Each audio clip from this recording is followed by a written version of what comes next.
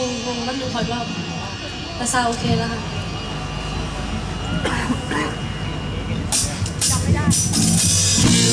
ใจแต่ไม่เป็นจังหวะร่างกายนั้นไหวแล้ววันนี้พักเลยก็เลยเธอไม่คิดไม่ฝันว่ามันเป็นแบบนี้ได้ยังไงอยากจะขอเวลาน้อยให้ฉันdreamใจเสน่ห์ให้ฉันdreamใจเสน่ห์ให้ฉันdreamใจเสน่ห์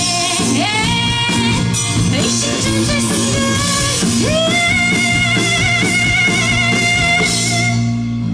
นะคนดี